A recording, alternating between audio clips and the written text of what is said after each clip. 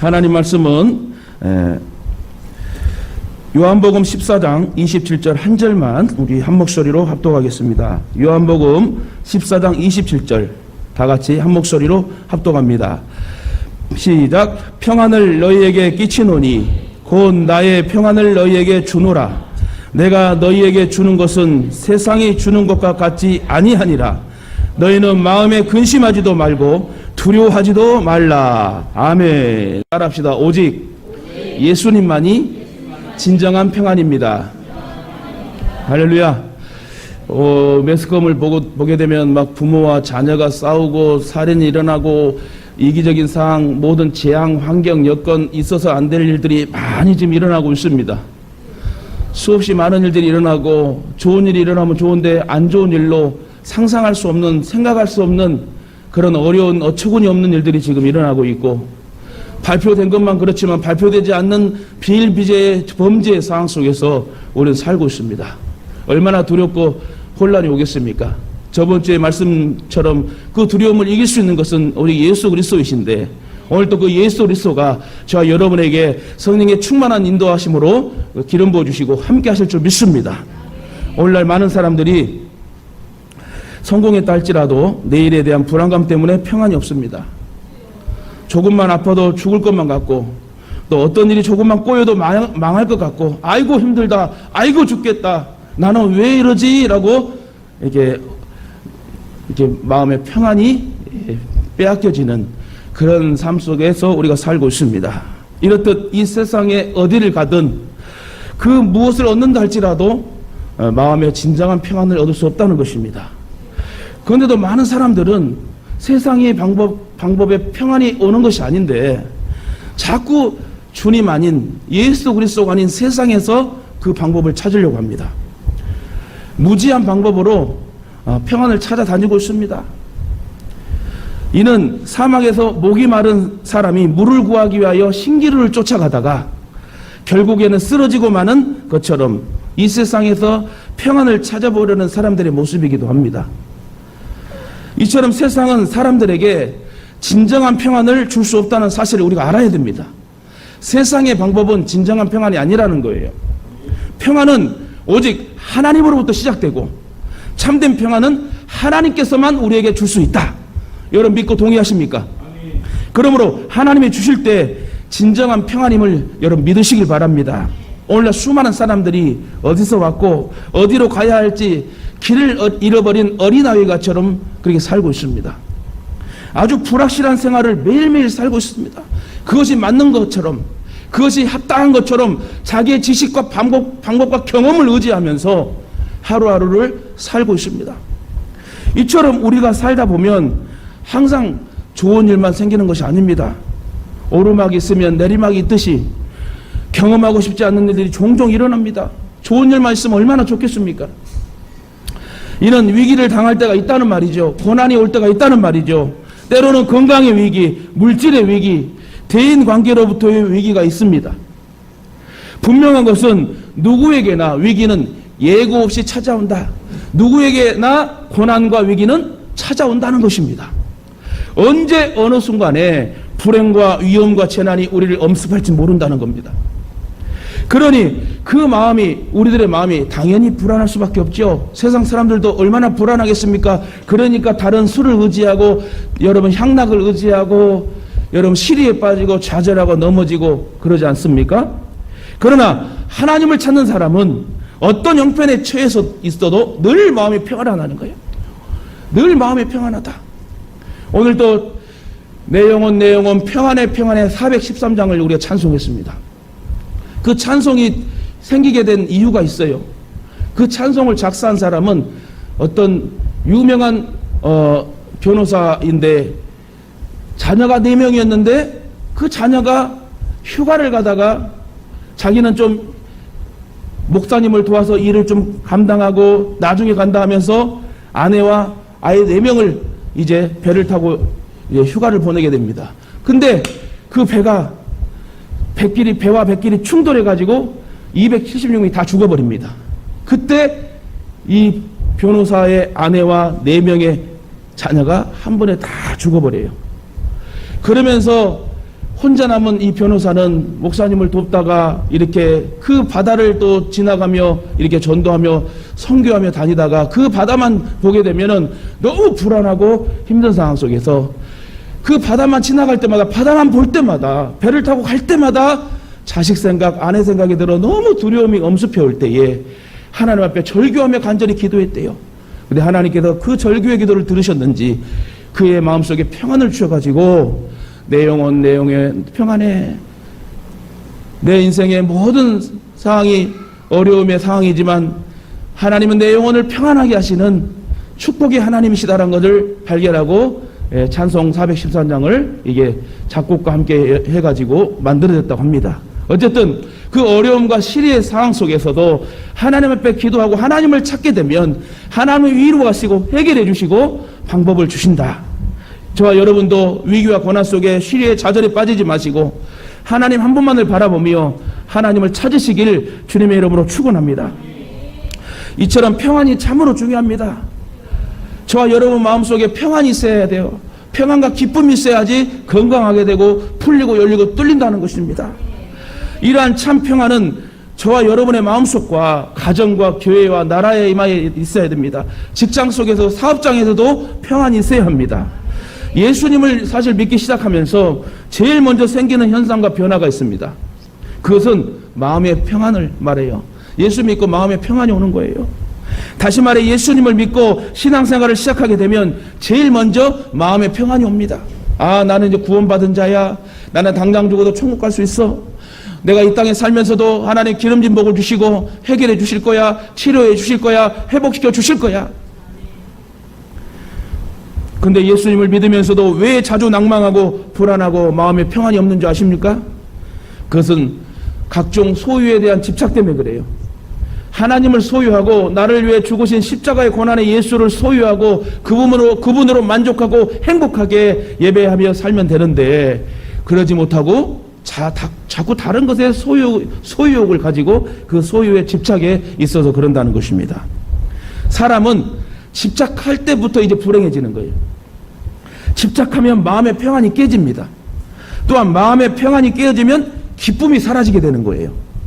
기쁨이 또 상실되면 그 순간부터 우리에게는 여러 가지 분노와 고통의 상황이, 아픔이, 갈등이 생깁니다. 그리고 또 다른 안 좋은 일들이 계속 꼬여서 터지는 거예요. 그러니까 성경 말씀도 그날에 있는 일은 그날에 풀어라. 그날 풀어야지.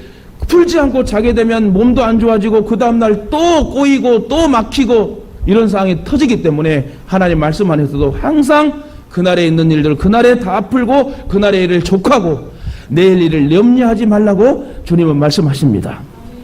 따라서 우리는 소유에 대한 집착과 잘못된 집착으로 살아가면 안 된다. 오직 주님만을 여러분 소유해야 되고 주님만을 찾고 바라봐야 된다는 것입니다. 우리는 하나님의 사랑 가운데 자유를 누리며 하나님의 은혜 가운데 참 평강의 뜻을 이루며 살아가야 됩니다. 많은 사람들이 돈을 많이 벌어서 화려한 집과 화려한 옷을 입으며 또 산의 진미를 먹고 살면 더없이 평안하고 행복할 줄 알지요. 그런데 그렇지 않습니다.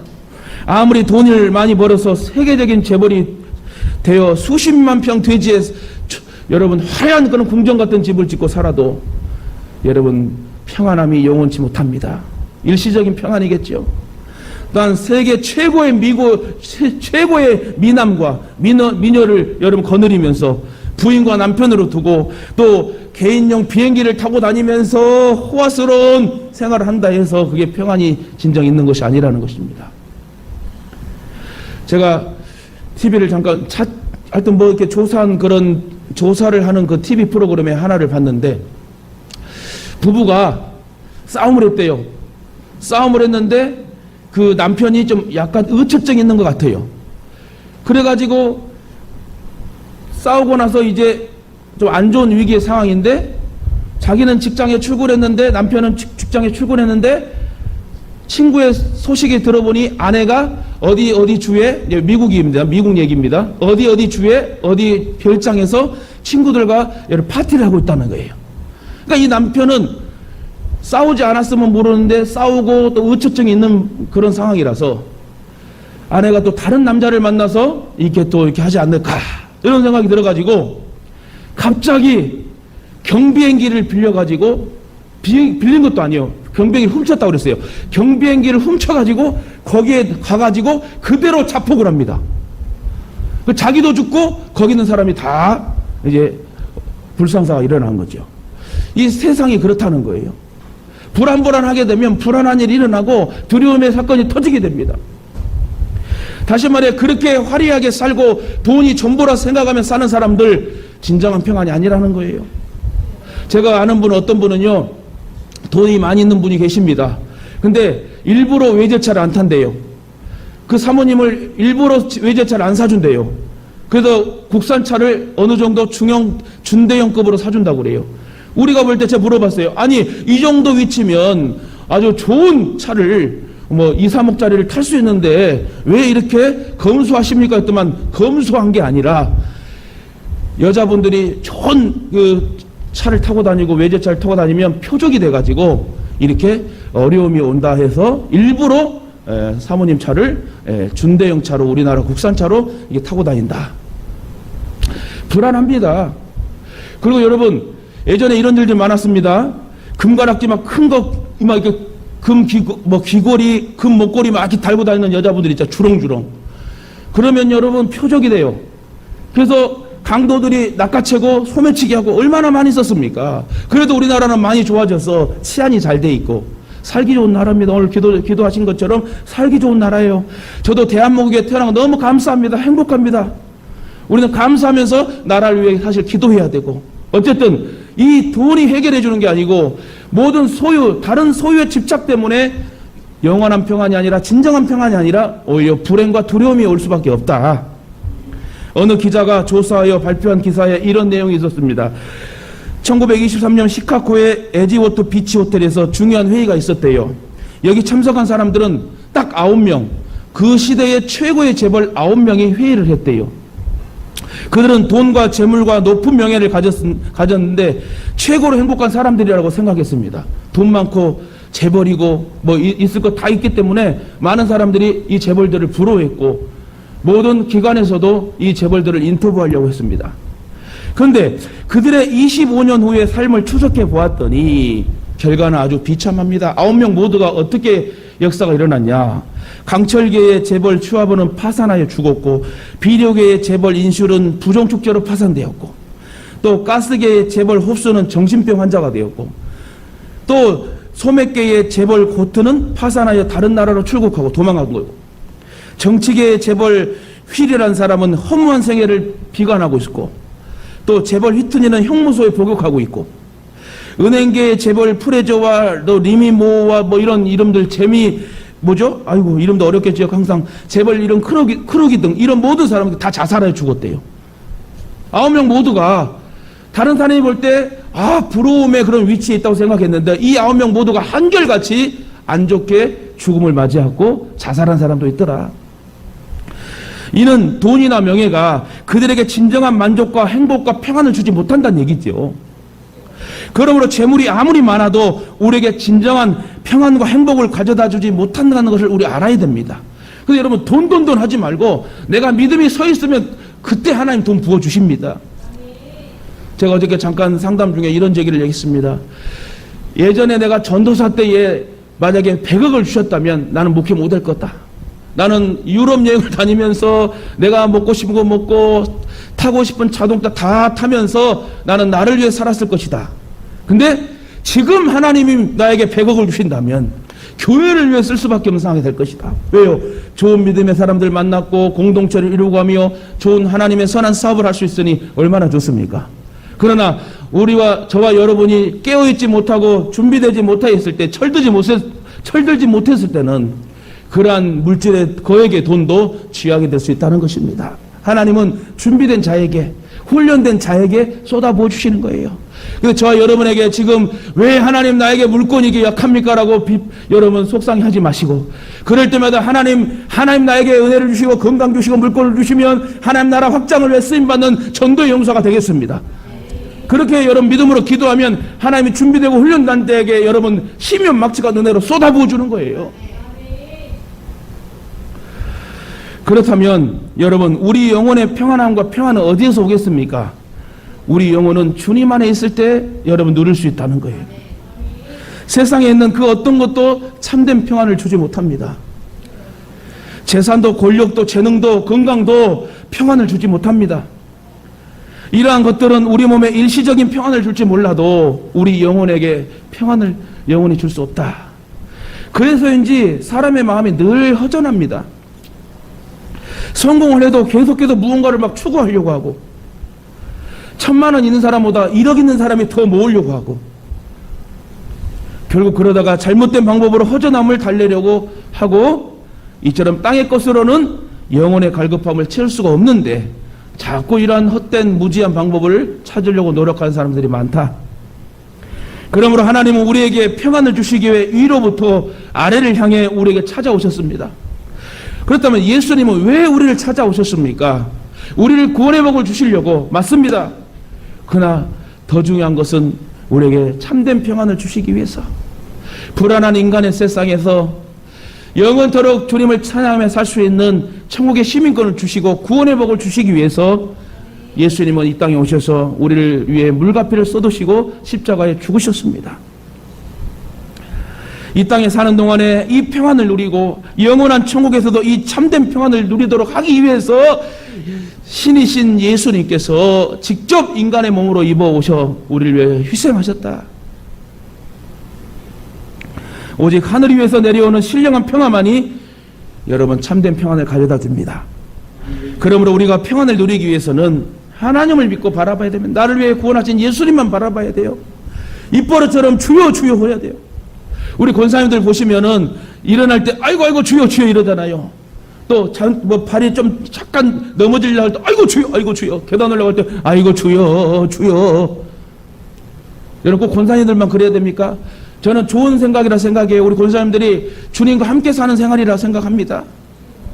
왜 그러냐면 삶 속에 주님만을 찾아야 돼.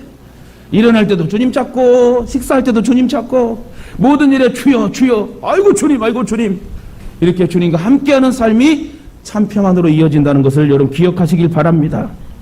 그냥 가만히 있다고 해서 평안이 오는 게 아닙니다. 우리가 믿는 하나님을 믿음으로 바라봐야 돼. 믿음으로. 그리고 그 하나님을 믿고, 하나님 나를 보호해 주세요, 나를 지켜주세요, 해결해 주세요, 이런 식으로 간절히 기도하다 보면 하나님 우리의 마음을 알고 평안을 주시지 않겠습니까? 시편 91편 2, 3절에 나는 여호와를 향하여 말하기를 그는 나의 피난처요 나의 요새요 내가 의뢰하는 하나님이라 하리니 이는 그가 너를 새 사냥꾼의 올무에서와 심한 전염병에서 건지실 것이미로다.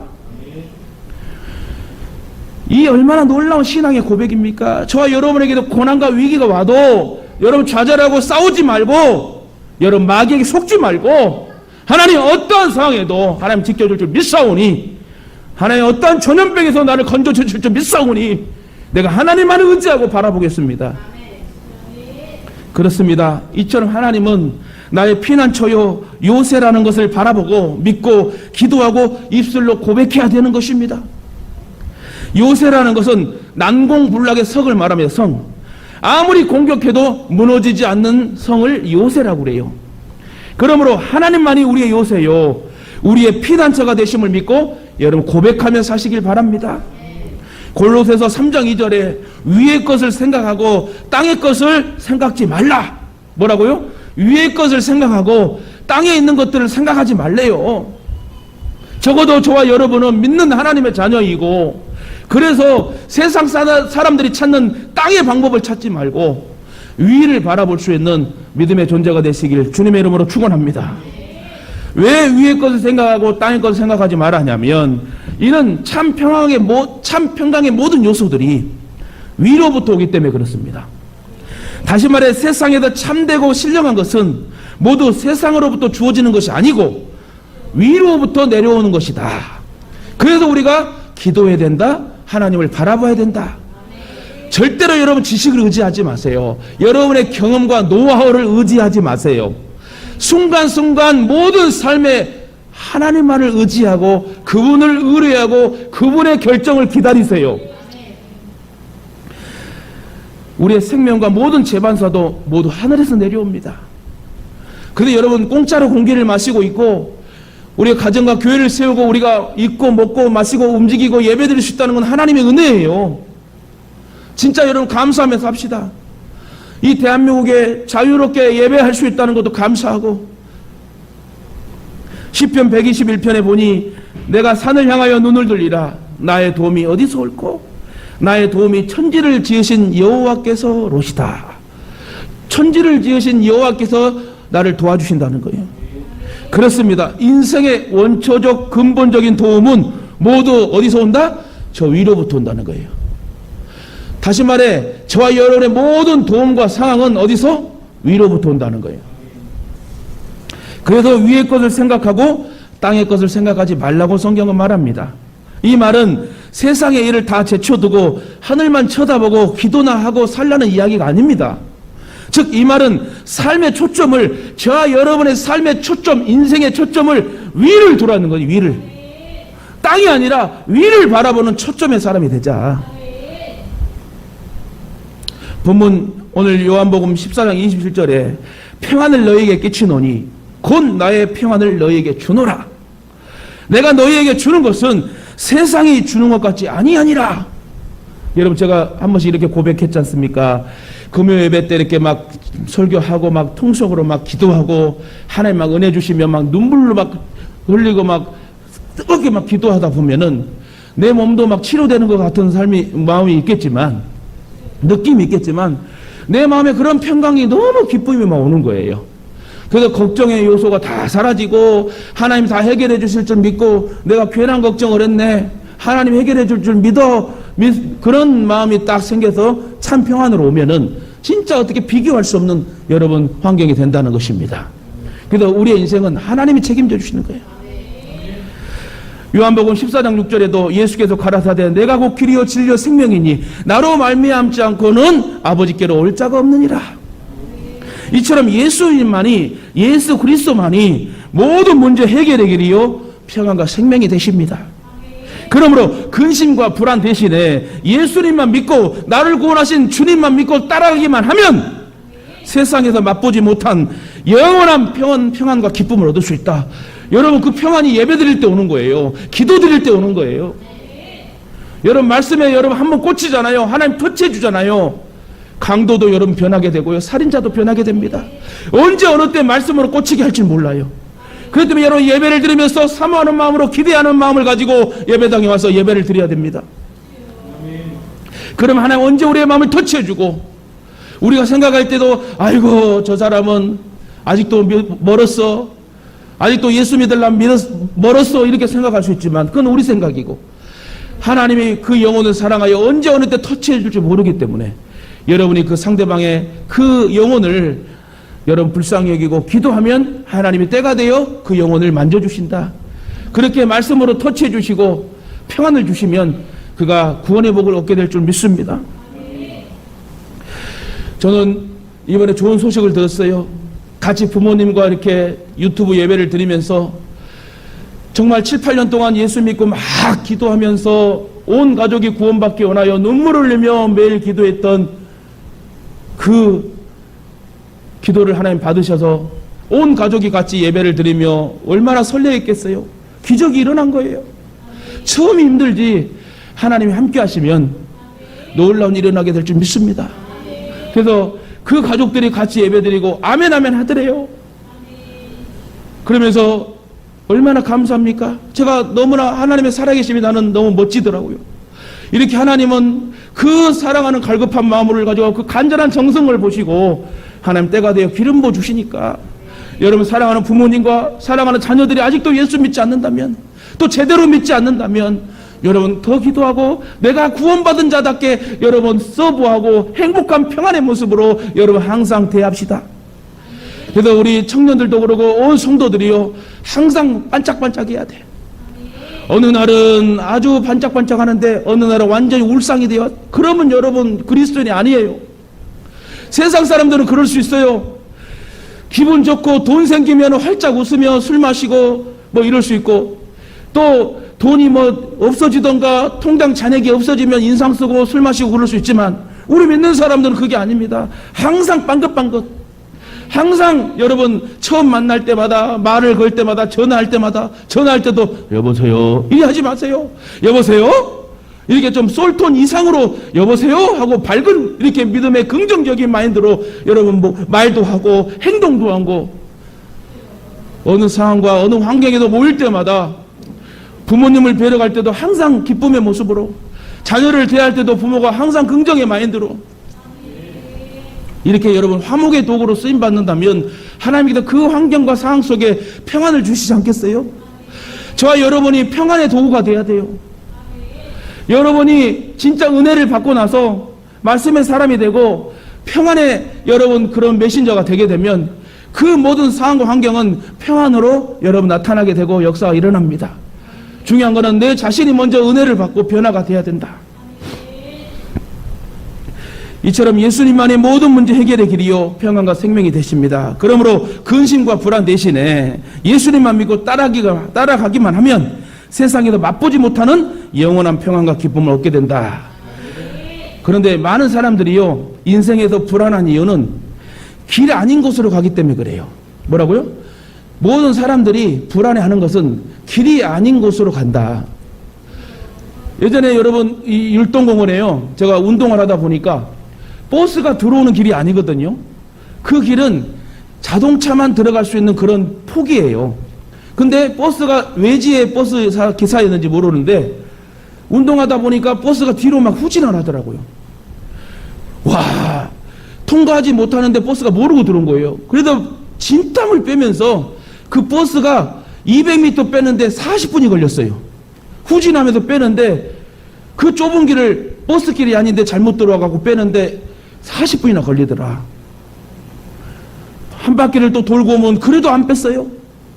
저도요 예전에 길이라고 갔는데 농지길을 가가지고 차 뒤로 후진해서 아주 그래도 안 빠져도 다행이에요.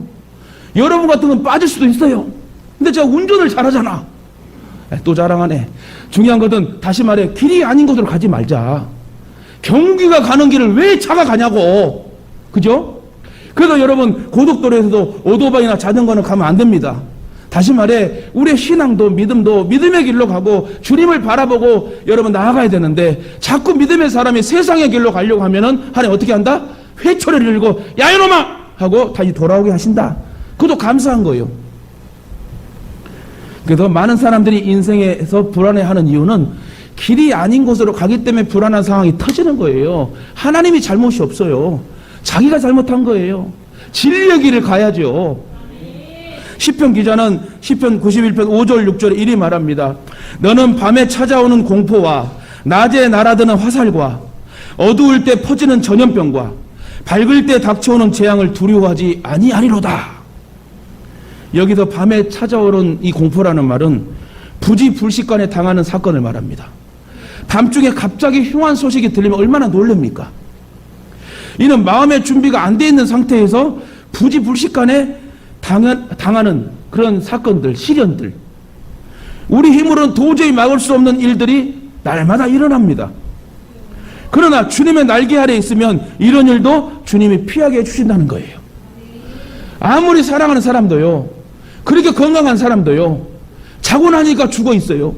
그거 어떻게 설명을 할 겁니까? 그러면 대성통곡하고 울 수밖에 없잖아요. 이걸 어떻게 사람이 이해하고 사람이 해결할 수 있습니까? 삶과 죽음의 문제를 누가 해결합니까? 하나님만 해결하신다는 거예요. 또한 낮에 날아드는 화살이란 말은 계획적인 모함이나 공격을 말합니다. 다시 말해 누가 계획적으로 나를 죽이려고 나를 넘어뜨리려고 공격하는 것. 이는 이 땅에 살면서 생존 경쟁이 치열해서 얼마나 서로 모함하고 공격합니까? 이러한 것들을 내가 피한다고 해서 피해지지 않습니다. 그러나 주님의 날개 밑에 들어가 있으면 피할 수가 있는 것입니다. 아무리 우리를 모함하고 공격하는 화살이 날아와도 여러분 우리가 기도하고 말씀을 붙잡고 주님만 바라보고 나아가면 하나님 다 해결해 주신다는 사실을 여러분 믿으시길 바랍니다. 주님의 날개 아래 피하면 주님께서 그 화살을 피하게 하십니다. 수많은 화살이 날아와도 하나님 방패가 되어주셔갖고 다 막아주시고 화살이 끊어질 수 있도록 우리를 도와주시고 역사하시는 분이 우리 하나님이심을 여러분 잊지 마시길 바랍니다. 또한 밝을 때 닥쳐오는 재앙이 있대요. 이것은 우리가 알 수 없는 가운데 다가오는 재앙. 사실 우리는 갑작스러운 사고와 같은 것을 막을 수가 없습니다. 그러나 하나님은 그때도 우리를 지키시고 보호하신다. 시편 91편 7절에 1000명이 내 왼쪽에서 10,000명이 내 오른쪽에서 엎드러지나 이 재앙이 내게 가까이 하지 못하리라. 그렇습니다. 어떠한 재앙이 다가와도 우리가 평안을 구하며 기도함으로써 주님의 날개 아래 피하면 그 재앙이 우리를 해하지 못한다는 사실입니다. 누가복음 10장 19절에 아주 통쾌한 말씀이 있습니다. 내가 너희에게 뱀과 정갈을 밟으며 원수의 모든 능력을 제어할 권세를 주었으니, 권능을 주었으니 너희를 해칠 자가 결코 없으리라. 할렐루야. 이 말씀은 외워도 좋아요. 뭐라고요? 저도 절반밖에 못 외웠어요. 이렇게 좋은 말씀들이 있는다는 것이 얼마나 감사할 일이에요. 내가 너희에게 뱀과 정갈을 밟을 수 있는 능력을 주고 권능을 주었으니 너희를 해칠 자가 결단코 없으리라. 할렐루야. 이처럼 우리가 아무리 어려운 문제를 당해도 하나님을 믿고 의지하면 두려울 것이 없습니다. 하나님을 믿고 평안을 위해 기도하면 하나님께서 우리를 지켜주시고 문제를 해결해 주심을 여러분 믿으시길 바랍니다. 특히 이 나라 민족을 위해 평안을 위해 기도합시다. 시편 122편 6절 보니까 예루살렘을 위하여 평안을 구하라. 예루살렘을 사랑하는 자는 형통하리로다 라는 말씀이 있어요. 예루살렘은 이스라엘의 수도로서 신앙의 중심지요 성전이 있는 거룩한 곳을 말합니다. 또한 예루살렘은 교회를 상징하기도 하고 국가를 상징하기도 해요. 나라가 평안하고 교회가 평안해야 성도들이 민족이 형통합니다. 그러므로 나라를 위해 여러분 간절히 기도하십시오. 이 코로나 팬데믹 상황 속에 우리는 더 이상 혼란의 상황이 오지 않도록 더 확진자가 생기지 않고 줄어들어서 3단계, 2단계, 1단계 완화되어서 마음껏 예배할 수 있는, 예배드릴 수 있는 그런 날이 올 수 있도록 여러분 기도하다 보면 하나님 우리의 기도를 들으시고 이 재앙을 멈추게 하실 줄 믿습니다. 나라와 민족과 교회를 위해 간절히 기도하십시오. 그러면 평강의 역사가 나타날 줄 믿습니다. 말씀 맺겠습니다. 우리가 살아가는 인생길에는 고통과 역경과 고난과 낭패와 질병과 같은 피할 수 없는 일들이 많이 있고 생깁니다. 그러나 문제가 생겼을 때 그 문제에 노예가 되면 안 된다. 특히 문제가 생겼을 때 그 문제 앞에 무너지고 주저앉지 마십시오. 인생을 살면서 문제가 생기면 우리는 잠잠히 하나님만을 바라보셔야 됩니다. 그리고 주 안에서 평강을 누리며 기뻐하는 삶을 살아야 됩니다. 슬퍼하는 것도 낙심하는 것도 결국은 모두 우리의 마음의 선택이에요. 오늘 내가 교회를 어떤 마음으로 올 것인가, 어떤 마음으로 예배드릴 것인가, 오늘 누구를 만났는데 어떠한 모습으로 내가 진행을 할 것인가. 그렇습니다. 자꾸 나는 안 된다 이러면은 정말 표정에서도 그렇게 드러나고요, 만남의 장소에도 그렇고 그 만남의 분위기 환경도 흐트러지고 안 되는 상황이 돼요. 근데 막 기대하면서 오늘 하나님이 주신 시간이 너무나 금보다 귀하며 이 시간에 누구를 만나고 좋은 사람을 만나고 또 이렇게 예배드리고 이렇게 여러분 사모하는 마음으로 이렇게 나아가는 자에게 하나님이 역사하신다는 것. 같은 상황 속에서도 어떤 사람은 슬픔을 선택하고 어떤 사람은 기쁨을 선택합니다. 저와 여러분 같은 상황이라면 이왕이면 기쁨을 선택하십시다. 평강을 선택하십시다. 왜 우리가 자꾸 슬퍼하고 가난해야 되고 몸이 아파야 됩니까? 여러분 우리가 뿜뿜하면서 삽시다. 기쁨으로 삽시다. 우리 청년들도 많이 밝아졌어요. 우리 성도들도 많이 밝아졌어요. 그 어려움과 상황 속에서 이제 항상 말씀을 먹고 하나님 만져주셔도 그런지 항상 기쁨으로 살려고 열심히 살려고 하고 다른 사람을 돌아보려고 살려고 한 사람들 얼마나 많습니까? 이것이 여러분 진정한 그리스도인이란 것입니다. 예를 들어 바울과 실라가 심한 매를 맞고 빌립보 감옥에 갇혀 있었습니다. 심한 매를 맞고 누명을 쓰고 감옥에 갇혀요. 뭐 하나 보이지 않는 촛불 하나 없는 그 차디찬 감옥 속에서 얼마나 추웠겠습니까? 엄청난 수많은 매를 맞고 거저 죽을 뻔한 그런 매를 맞고 차디찬 감옥 바닥에 있을 때에 저와 여러분 같은 경우는 어메 죽으려면 죽어야 되겠다 이렇게 생각할 수 있을 거예요. 망연자실할 겁니다. 그러나 그들은 하나님의 은혜로 그 마음 가운데 평강과 기쁨을 선택했습니다. 죽으면 죽으리라, 죽으면 천국인데 하면서 바울과 실라는 오히려 큰 목소리로 찬송을 드립니다. 그들은 찬송하고 막 뜨겁게 기도합니다. 이처럼 우리 모두가 바울과 실라처럼 하나님의 은혜 안에서 슬픔이 아니라 기쁨, 평강을 여러분 구할 때에 하나님 그 환경과 여건을 뒤집어 엎어 역사할 줄 믿습니다. 우리가 주님 안에서 영원토록 평안한 삶을 살 수 있도록 하나님 만들어 주시는 거예요. 그 바울과 실라가 그 환경 속에서 좌절할 수밖에 없는 상황 속에서 하나님의 평강을 구하고 찬송하고 기도했을 때에 간수장의 모든 가족이 구원을 받게 되고 하나님이 여러분 소개되는 축복의 역사가 성경에 기록되었습니다. 저와 여러분도 지금은 어렵고 힘들고 이 코로나 때문에 정말 기업도 식당들도 너무 힘들대요. 그러나 하나님이 지켜주시고 우리의 기도를 들어주셔서 분명히 이 위기와 고난을 넘어가게 하시고 우리 편이 되어주셔서 다른 사람 다 자빠지고 넘어지지만 우리는 지켜주시고 세워주시고 일으켜 걸어갈 수 있도록 은혜 베풀 줄 믿습니다. 성도는 하나님의 은혜를 발견하고 그 안에 있어야 됩니다.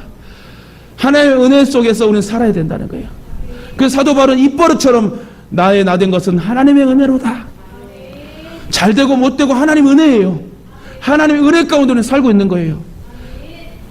하나님이 주시는 은혜와 평강이 없다면 아무리 많은 것을 소유하고 지위가 높아도 진정한 의미의 평강은 주어지지 않습니다. 다시 말해 은혜를 모르면 결코 진정한 의미의 평강이 주어지지 않는다. 또한 세상이 주는 평안은 진정한 평안이 될 수 없습니다. 왜냐하면 세상이 주는 평안은 언제든지 환경에 따라 변하고 바뀌기 때문에 그래요. 요지부동한단 말이에요. 여러분 사람도요 진득한 사람이 좋아요, 왔다가 졌다가 하는 사람이 좋아요. 여러분 모든 상황이 마찬가지입니다. 세상은 이렇게 했다가 저렇게 넘어지게 하고 이렇게 했다가 넘어지게 하고 엄청난 그런 비움 속에 살아가는 게 세상입니다. 그러나 주님이 주시는 평안은 어떠한 상황에서도 변하거나 없어지지 않기 때문에 참된 평안이 될 수 있다. 믿으십니까? 그렇습니다. 오직 예수님만이 참된 평안을 주실 수 있습니다. 주님 우리에게 이 완전하고 영원한 평안을 주시겠다고 약속하셨습니다. 로마서 14장 17절에 하나님의 나라는 먹는 것과 마시는 것이 아니요 오직 성령 안에서 우와 평강과 희락이라. 이 말씀의 의미처럼 우리가 세상에 먹는 것 마시는 것 소유하는 것으로 참된 평안을 누릴 수 없다. 아까도 말했잖아요. 잘 먹고 호화스럽게 살아도 미남 미녀와 남편과 아내로 살아도 여러분 진정한 평안과 행복이 없습니다. 일시적인 거예요. 오직 예수 그리스도만이 진정한 평안이고 영원한 평안임을 여러분 알아야 됩니다. 오직 하나님이 주시는 성령의 은혜로만 참된 평강과 희락을 누리게 된다. 그러므로 우리는 성령을 구하고 성령께서 주시는 참 평안을 날마다 구해서 성령 충만으로 살아야 된다. 특히 예수님은 많은 사람들을 귀신 사탄 마귀에서 여러분 자유함을 주었습니다. 예수 이름으로 떠나게 하고 예수의 능력으로 치유하고 예수의 능력으로 고쳐주고 예수의 능력으로 해결해 주셨습니다. 그러므로 여러분의 가정과 사업장에 자녀와 부모와 모든 상황에 평안이 없다면 여러분 참 평안을 달라고 성령 하나님 나에게 평안을 주세요. 이렇게 기도하시면 분명히 그 성령의 평안이 저와 여러분 가운데 인치게 될 줄 믿습니다. 성령은 우리 연약함을 도우신대요. 우리를 위해 말할 수 없는 탄식으로 기도하신대요. 그러니 뭘 걱정합니까? 뭘 두려워합니까? 지금도 말씀을 듣는 저와 여러분에게 평안을 주셔서 이 모든 상황과 환경을 이길 수 있도록 능력과 담대함과 깨달음을 주시지 않습니까? 로마서 8장 6절에 육신의 생각은 사망이요 영의 생각은 생명이니라. 육신의 생각은 사망이요 영의 생각은 생명과 평안이니라 말합니다. 그러므로 육의 생각을 하지 말고 여러분 영의 생각을 하십시오. 그러면 생명과 평안이 선물로 온다는 것입니다. 늘 말씀과 기도로 하나님을 가까이 하고 하나님의 뜻에 순종하면 평안함이 온다. 오늘도 주님 말씀하십니다. 평안을 너희에게 끼치노니 곧 나의 평안을 너희에게 주노라. 주님께서 지금 우리에게 평안을 주신대요. 그럼 어떻게 해야 돼? 받아야 되잖아요. 그래도 여러분 세상의 것을 받을 거예요? 세상의 방법으로 살려고 할 겁니까? 지금 주님께서 참된 평안을 우리에게 주신다면 다 해결이 된다는 것인데 왜 우리는 자꾸 세상의 방법을 찾게 됩니까? 주님이 우리에게 주시는 평안은 세상이 주는 것과 같지 않다고 했습니다. 그러니까 평안에도 세상이 주는 평안이 있어요. 사실 돈이 주는 평안, 또 여러분 학문이 주는 평안, 권력이 주는 평안, 육신이 주는 평안, 환경이 주는 평안이 다 있습니다. 그런데 세상이 주는 이러한 평안들은 평안을 줄 것 같은데 실상은 그렇지 않다. 그렇기 때문에 세상이 주는 평안은 참 평안이 아니다라고 정의할 수 있다는 것입니다. 주님은 우리가 환난 때문에 받는 불안도 없애주심을 믿고 동의하십니까? 여러분 아멘 하면서 결단합시다. 우리 주님은 우리가 환난 때문에 받는 불안의 일에도 함께 하시고 우리를 도우실 줄 믿으십니까? 특히 우리가 환난을 이겨내고 평안을 얻도록 도와주심을 믿으십니까? 어떤 어려움의 상황 속에서도 주님 우리를 버리지 아니하시고 지켜주시고 나를 자녀 삼으심을 여러분 믿으십니까? 그 자녀를 책임져 주실 줄 믿으십니까? 최종 천국에 가서 금과 문과 맞추어 새 노래를 부를 수 있도록 특권 주시고 역사가 나타날 줄 여러분 믿으십니까? 세상에서는 너희가 환난을 당하나 담대하라, 내가 세상을 이기었노라고 주님은 말씀하십니다. 세상을 이기고 승리하신 주님이 오늘 저와 여러분에게 참 평안을 주신답니다. 세상을 이기고 승리하신 주님이 오늘 저와 여러분에게 참 평안을 주십니다. 그럼 그 참 평안을 받으셔서 누리시고 나눌 수 있는 축복의 성도들 되길 주님의 이름으로 축원합니다. 따라 하시겠습니다. 오직 예수님만이 진정한 평안입니다. 할렐루야.